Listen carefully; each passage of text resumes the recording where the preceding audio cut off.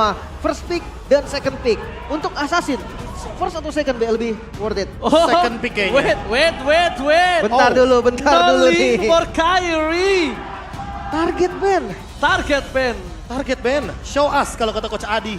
Karena Assassin versus Assassin akan sangat menarik sekali untuk kita saksikan nantinya. Tapi kalau linknya sudah di-ban, chance untuk Assassin yang muncul masih ada Nolan, masih ada Joy walaupun udah nggak punya anti-CC dalam Electrifying Beats-nya. Dan tidak melupakan Hayabusa yang sempat muncul dari lini Onyx. Fanny masuk juga ke dalam power pick bagi kedua jungler yang akan bertanding saat ini. Kajaben, nice ban menurut gua. Kajaben udah pastilah untuk Assassin versus Assassin biar lebih imbang. Nggak ada suppress effect juga yang nanti akan mengganggu team fight-nya. Tapi masih satu band lagi yang perlu diperhatikan sama teman-teman dari Onyx. Fredrin band ini loh yang kerap kali menjadi permasalahan ketika ingin bermain dengan Assassin jungler. Gue jujur ya, khawatirnya di Harit gue. Untuk band ketiganya, rata-rata kita ngelihat second pick itu hampir selalu band Harit. Dan sekarang pembuktian apakah Haritnya akan terlepas dan apakah masuk ke prioritas? Masih kayaknya. Harit sekarang kan kita tahu sendiri. Shieldnya itu berdasarkan total dari magic damage-nya. Yap. Itu udah pasti meningkat sesuai dengan apapun item yang dimiliki oleh Haritnya tersendiri. Oke, tapi tank jungle masih terbuka seperti Fredrin. Ada Fredrin. Atau jangan-jangan langsung main supportnya di B. Matilda, Angela, Chip masuk juga. Brusco dari kemarin membawakan Chip dan play gankingnya betul-betul sering dia munculkan. Tapi untuk sekarang Angela dulu. Banyak combo yang bisa dibawakan dengan hero ini. Oke. Namun tidak melupakan bagaimana Matilda yang masih bisa dibawakan juga oleh Keyboy. Apakah kita lihat dengan adanya Angela kali ini bisa membuat para pasukan dari RRQ bermain manuver dengan Assassin karena we never know. Tapi sisi seberang udah langsung dia ngebuka ke arah Nathan. Ini fleksibel yang bagus banget picknya karena kita tahu sendiri Nathan magic damage, cloudnya di ban, Skylar mungkin ada beberapa hero yang bisa digunakan. Contohnya seperti Bruno yang sempat dia munculkan. Yes. Namun untuk kali ini karena ada Fredrin, jadi lini depannya udah benar-benar kokoh banget dari Onyx. Bahkan kita masih belum tahu nih Fredrinnya bakal di mana. Kita nggak sekali ngelihat Fredrin yang akhirnya flex ke arah XP lane. Apalagi ada Lutfi di sini. Betul, Lutfi juga yang menurut gua termasuk salah satu player yang sanggup menerima hero-hero yang memang seharusnya di flex di arah XP lane. Itu dia. Permasalahan utamanya adalah ketika sudah muncul Fredrin, next-nya akan ada Roger dan bahkan ada Arlott yang akan menjadi jawaban juga. Roger dan Angela ini bakal jadi hunter untuk kubu RRQ Hoshi. Pengejaran yang sangat-sangat dinamis bisa dilakukan apalagi ada Arlott di lini depannya. Jadi udah pasti nih kalau ngomongin soal chain CZ, ini Arlott bakal sangat terbantu sekali. Oke, lihat. Tapi kali ini kita harus melihat juga kalau Arlott seperti ini bisa menjadi sebuah jawaban untuk Fredrin just in case dia akan berada di arah jungle. Dia butuh initiate, dia butuh ke arah samping. Cuma dengan kondisi seperti ini, di mana Onyx punya G-Strat itu lebih bahaya, Prof. Karena mereka last pick. Betul. Dan kali ini dengan Matilda pick, ini bagus banget untuk menutup bagaimana Onyx dengan komposisi mereka yang bisa kabur dari chasing atau huntingnya Roger. Nah, tapi ada komen juga nih dari Jonathan Liandi untuk Hayabusanya Kyrie. Ini sih Kyrie udah back to prime ya. Back to prime. Assassin jungler yang membuat karakter permainan Kyrie makin lebih komplit. Apalagi dengan bandnya Minotaur. Aku suka banget band Minotaur di sini tentu. Untuk mendinai bagaimana double healer ketika Angela ini bisa di flex di area mid lane. Pertanyaan gue satu ya. Albert ngeliat Royal Derby kayak gini, pas lagi meta Assassin, kangen gak ya dia? Wah, rasa kangen ada mungkin ya. Karena terakhir kali aku ngelihat Albert, pekan ini lebih tepatnya, ketika dia mungkin Spamming? bermain, dia lagi spam Assassin ya, aku lihat-lihat juga. Oke, mungkin kangen ya. Mungkin kangen. Oh iya, mungkin kita tanya Albert yang di belakang sana ya. Iya. Karena balik lagi, kalau kita kilas balik Royal Derby, Lim dan juga Ranger Emas. Yes, betul sekali. Terakhir kali di MPL Indonesia season yang ke-10, kita sempet loh untuk melihat bagaimana Albert versus Kyrie. Yes. Dengan Battle of Assassin-nya. Itu panas banget sih. Karena memang entah mengapa, banyak banget Sobat Mobile Legends di Indonesia yang sangat menantikan The Battle of Assassin. Iya. Karena semenarik itu. Mungkin karena memang meta yang hampir tidak berubah juga. Iya. Beberapa season akhir ini pastinya haus lah mencari sesuatu yang baru, tapi band Akai-nya dari Onyx ini masih membuktikan kalau memang Akai masih eksis, Be. Dan dominan juga kalau seandainya nanti ternyata flexible pick dari teman-teman RRQ juga menuju ke Akai Jungler. Karena untuk memperlancar bagaimana Arlott combo ini, walaupun ada di tangan Brusco atau Don. Oke, let's see untuk band terakhir. Tapi yang menarik perhatian Kaditanya Suns ya. Iya. Di era Flash of the Oasis, ada Angela yang sudah diambil juga, Kaditanya masih di target band. Kayaknya ini buat deny juga nggak sih kalau misalkan teman-teman dari RRQ mau invade, kan Kadita ini bakal jadi hero yang bisa megangin banyak pemain-pemain RRQ. Ya makanya, bukan hanya tentang point kill yang dicari di sini. Gimana caranya dia ngamanin objektif game dan bahkan sampai 2 hero Kyrie. Faramisnya adalah pick yang benar-benar membuat Matilda Wow. jadi makin lebih strong di lini depan. Buset, Matil Farah berarti ya. Nah masalahnya kalau pick Valentina berarti ada kemungkinan di sini Angelanya bakal ada di area dari Romer. Oke. Sehingga lini depannya sangat-sangat minim sekali dari kubu RRQ Hoshi. Wow, kalau bisa kita lihat seperti ini, jujur lebih lengkap, paket lengkap di tangan para pasukan Onyx ya. Tapi sedangkan Araki Hoshi, kali ini kita masih belum tahu apakah Roger akan berada di arah jungle atau bahkan berada di arah gold lane. Ini dia 2 pick yang akan menentukan di mana Roger berada. Dan juga Arlott. Dan Arlott yang lebih tepatnya, karena masih bisa juga di flex untuk di area Roamer. Mungkin dengan membawakan hero-hero yang tersisa seperti Baxia. Dan itu dia, Baxia. Need no protection from the rain. Dan Valentina untuk lebih secure lagi. Angela Roamer yang nanti akan dipadukan kombonya dengan Baxia. Oke, Clay akan mengadu dengan Faramis dari sosok seorang Suns. Dan sedangkan di sini dengan adanya Irat yang menggunakan tank dari sosok Baxia. Dan bahkan ingat, ini masih flex pick. Fredrin bisa di arah jungler. Dan kalau seandainya Lutfi ada di last pick, Terisla adalah pick yang paling oke untuk pegangin Baxianya. Fredrin jungle. Fredrin jungle. Oke. Itu adalah komposisi yang cukup kuat untuk team fight, apalagi mereka punya Faramis ya. Itu dia. Karena mereka udah punya Faramis ya, jadi Fredrinnya bakal strong banget. Tapi kalau Assassin last pick, ini akan banyak kejutannya. Oke, so ini dia Pakito. Pakito Experience sih seharusnya. Iya. Untuk menjalankan lane jauhnya karena tentu Arlott bukan tipikal hero yang kuat untuk laning. Lutfi akan bermain dengan XP damage.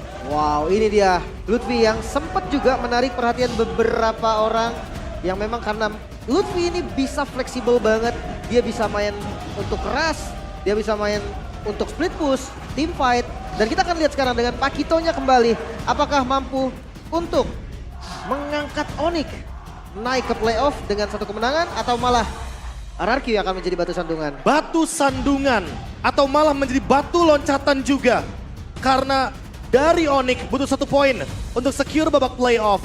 RRQ Hoshi butuh 1 poin untuk menaikkan standar match point mereka. Mereka berada di tengah-tengah 5 poin. Dan itu yang mereka butuhkan untuk di match Royal Derby kali ini. Pertarungan para raja. Sang Raja Langit versus Raja dari segala raja. Mari kita sambut dengan meriah. MPL Arena, mana tepuk tangannya. Let's go, menuju ke lane of town. Wah, ini dia pembuktian. Kebetulan memang di leg pertama juga Onyx masih berhasil unggul ya. Jadi apakah mampu untuk membalas dendam mereka dan langsung menjadi batu sandungan juga bagi tim Onyx, atau Onyx kembali mengulang sejarah leg pertama? Leg yang pertama, 2-0 poin penuh diambil oleh Onyx. Dengan adanya comeback di game yang kedua. Dan keunggulan kali ini, untuk ngomongin di area gold lane, Skylar bermain dengan ofensivitas dari Roger.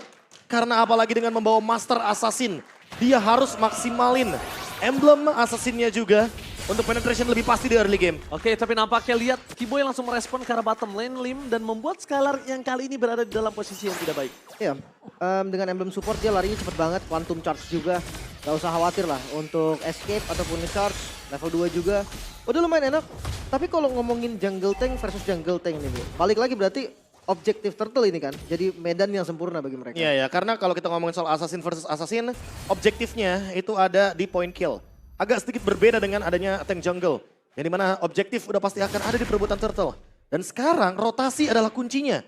Karena siapapun yang dapetin ganking point terlebih dahulu, apalagi membuang spell sebelum adanya turtle, akan mendapatkan keuntungan yang lebih banyak lagi. Wow.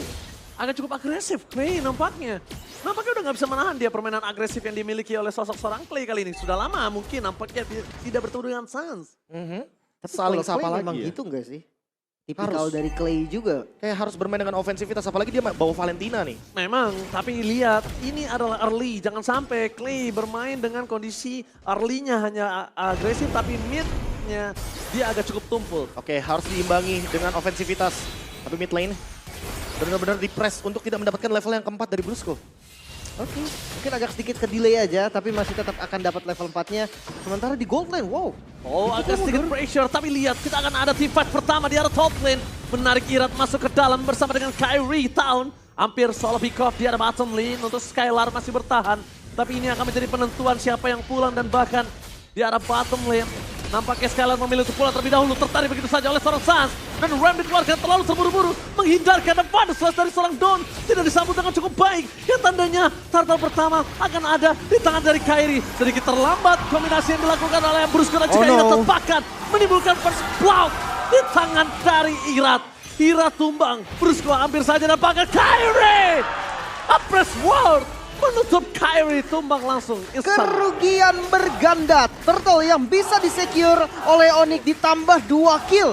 Diamond dan Purple-nya be, udah mulai ditabrak. Dalam keadaan HP yang begitu low, Irat dan juga Brusco masih ingin mencoba untuk mengambil sebuah kesempatan di turtle objektif pertama, tapi malah mendapatkan kerugian lagi dan lagi. Hampir menuju ke 2000 gold dan Irat sekarang ketinggalan sekitar 2 level.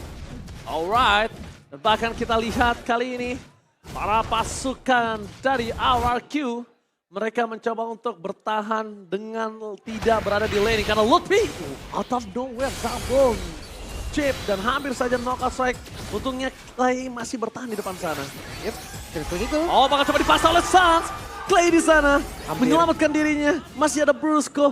Karena kalau misalnya mungkin gak ada Brusco itu akan menjadi poin kill tambahan untuk para pasukan dari tim Onyx.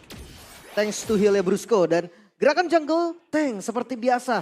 Dia akan dominasi untuk pattern jungle-nya di awal dan siap untuk invade. Tapi emang spesial dari Onyx, Kyrie ini memang sering main ke arah mid lane. Oke, Kyrie memasak dengan retribution Clay.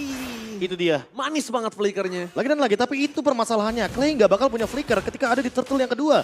Dan objektif setup dari Onyx akan lebih leluasa ketika nantinya Clay tertangkap di tengah-tengah team fight. My God, Kyrie. Oh. Gila, Kyrie mencoba untuk melucuti seluruh jangkal yang dimiliki oleh seorang Irat. Irat bahkan sudah tertinggal 1 level menuju ke arah 2 level kah? Jangan sampai 2 level ini nggak baik banget karena turtle selanjutnya akan muncul, Lim. Apalagi sama-sama jungle tank kan. Kalau nggak di kontes jadi kayak sayang banget gitu. Ya, potensi untuk bermain ofensif di early game masih dipegang untuk di turtle yang kedua. Tapi tinggal gimana setupnya aja, karena kalau kita ngomongin soal Brusco yang hadir atau show di area bottom lane, setidaknya dia punya hard guard untuk hadir dan bersatu dengan Irat nanti di team fight turtle. Oke. Kalau misalnya seperti ini yang harus diperhatikan adalah kombinasi team fight. Jangan sampai mereka juga melepaskan pandangan dan jangkauan. Dengan final slash dikeluarkan Keyboy Flicker for defensive. Lagi turtle didapatkan oleh seorang Kyrie. Team fight yang tidak ada habisnya. Menarik karena Irat ke dalam dan dot. Tumbang begitu saja. NetRamp yang di copy tidak membuat para pasukan dari tim RRQ bertahan. Dan bahkan double kill dari seorang cewek. Tanpa adanya bantuan dari seorang Skylar. Akan menjadi korban selanjutnya. Lihat Ludwig knockout strike dan Irat. Mereka dive in. RRQ dan cekacak triple kill dari seorang cewek membuat para pasukan dari tim RRQ mereka tumbang di dalam turretnya sendiri, terejam-mejam. Bahkan Outer Turret bukan menjadi halangan yang sekarang pun midnya sudah hancur. Visionnya lebih terbuka lagi. Sans S-nya sabar, dia tahu dalam team fight turtle tadi dia bisa menggunakan NetherRealm, tapi NetherRealm-nya di save. Karena Clay udah nggak punya flicker, mereka all in ke Clay. Dan ketika team fight di area bawah turret, mereka gunakan NetherRealm tersebut. Dengan Necklace of Durance first item membuat Brusco tidak memiliki heal up yang cukup kali ini, Lim. Oke, sebenarnya kalau dari mid sama-sama pakai Necklace of Durance. Iya. Tapi perbedaannya memang dengan Valentina yang dia bisa ngasih damage lebih banyak selama kombinasi skillnya berjalan dengan baik. Tapi ketika berkumpul menjadi satu untuk kubu RRQ Hoshi, mereka akan terlempar dengan banyaknya damage dari Faramis. Lutfi, Oke, Irat terlalu jauh nampaknya. Jangan sampai Irat yang akan coba ditumbangin. Mencoba untuk menutup dan pulang. Tidak ada jalan lagi untuk pulang Irat. Di sana tidak ada yang bisa membantu dan bahkan Brusco menjadi korban pertama itu dia. Irat terlalu dalam. Offside, Prit. Kartu kuning. iya langsung dipunish juga. Dan sementara itu ceweknya bergerak langsung ngambil ke arah top lane. Ini agak dominasi dari Onyx susah buat dihentiin ini. Iya, semua lini kayak benar-benar ketutup. Dan outer turret hanya tersisa di bottom lane. Tinggal gimana caranya untuk melakukan mirror dari RRQ sekarang. Wow, ini benar-benar terpotong sekali dari 5.600. Oke. Dan kita lihat ini baru menit 6. Kalau Itu dia. 6.000 ini 1.000 gold per menit. Ya karena poin killnya 6 juga kali ini untuk Onyx. Dan mereka dominasinya nggak berhenti hingga turtle yang ketiga sekarang. Dan bahkan mereka memaksa menunjukkan serang Irat, ditutup begitu saja. Kyrie berhasil mendapatkan seorang down. Karena initiate lagi di garis depan, Skylar mencoba membantu pun tidak punya damage. Karena masuk ke dalam sana adalah sebuah lubang buaya. Dan Irat akan menjadi korban keganasan dari tim Onyx. Double kill. Early game pressure, nggak ada habisnya. Sang raja dari segala raja nggak dikasih nafas sama sekali. Ini ceweknya overfed sih, 6.800 gold yang dimiliki oleh cewek. Ini bisa dibilang akan langsung ke arah core item yang mahal. Udah Mungkin pasti. seperti Holy Crystal. Dia bisa nge-skip Divine Glaive juga dengan modal 2 item di awal udah cukup banget. Ya apalagi kalau kita ngomongin first itemnya Keyboy, dia punya Flask of the Oasis. Udah pasti kalau misalkan terkena Lycan Punch kayaknya nggak bakal bisa instan juga. Dan Keyboy sekarang bisa menguasai lini jungle dari kubu RRQ Hoshi dengan perfect objektif. Perfect winning 08 juga untuk sekarang poin killnya. Ditambah lagi di menit yang ke-7 perbedaan gold 8.700. Belum ada telur pecah, bahkan ada Final Slash menunjukkan seorang Keyboy. Menuju ke arah sana akhirnya Keyboy ditumpangin, tapi ada ram dari Suns. Membuat tim fight kali ini lebih untung di tangan Onyx. Dive in dari seorang Kyrie dan Oh, no. platform. Lihat, the untouchable cewek. Bahkan dia memaksa mundur ke arah belakang, berhasil mendapatkan triple kill. Looking for Maniac. Cewek tidak terhentikan. The unstoppable cewek. Wow, dominasi dari sang Raja Langit terlihat bahkan masih di menit yang ke-8. Mereka unggul gol jauh banget, Be. Jauh banget. 10.000 gold, 11.000 bahkan di menit yang ke-8. Ini udah total Wah. domination. 1/12 poin kill. Apalagi kalau kita ngomongin soal Angela yang tadi udah sempat kita mention. Bisa dikomboin oleh siapapun. First item dia Flask of the Oasis tidak menutup semua damage yang bisa hadir. Dari Theory of Everything yang dilontarkan oleh cewek. Cewek bener-bener overwhelm the game. Gila, ini nggak kebendung sama sekali. Bahkan cewek ini benar-benar dia tidak tersentuh. Tidak ada yang bisa nyetopin cewek. Sekalipun mau siapa. Sebut Clay mau melakukan flanking. Gak akan cukup dengan seluruh yang dimiliki Clay. 801 loh. 4.000 berbanding 9.000. 5.000 gold difference. Kita lihat Clay akan coba instant Hilang. pick off. Hilang. Tidak ada kedipan mata yang bisa membuat para pasangan dari tim RRQ selamat dalam rotasi yang dimiliki.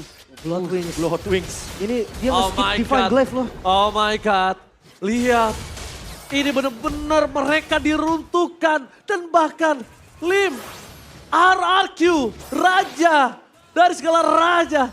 Pasangan Royal Derby dibuat tak berdaya untuk Royal Derby kali ini.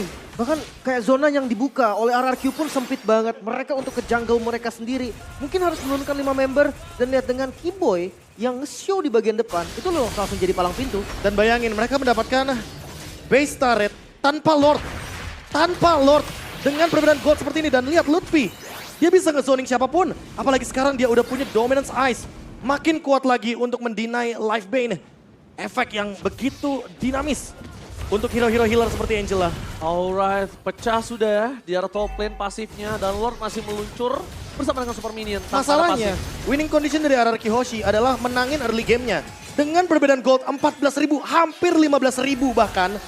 Ini bakal susah banget untuk bertahan di high ground bagi RRQ Hoshi. Ingat ya Lim, game pertama ini bukan hanya menentukan kemenangan untuk match kali ini. Tapi ini menentukan klasemen juga untuk RRQ dan juga Onyx. Itu dia, tapi Lord sudah mulai masuk nampaknya melewati mid lane. Melewati mid lane di depan sana mereka sudah berkumpul. Mid lane menjadi pilihan utama tapi ternyata tidak mau difokuskan karena mereka ingin mendapatkan 2 PS secara bersamaan. Top lane dan juga bottom lane. Perlahan tapi pasti. Sepertinya mereka, teman-teman dari Onyx pun gak mau mundur, mau dicoba nampaknya. Bakal coba di all in. Para pasukan dari tim Onyx tampaknya memaksa dan Don pada selesai gagal dan Red dari Sas menyelamatkan sebenarnya Ira tumbang. Double kill. Sang raja dari segala raja benar-benar ditenggelamkan. Tidak berdaya, tak ada nafas. Raja Langit benar-benar mengganas game pertama di tangan sang Raja Langit.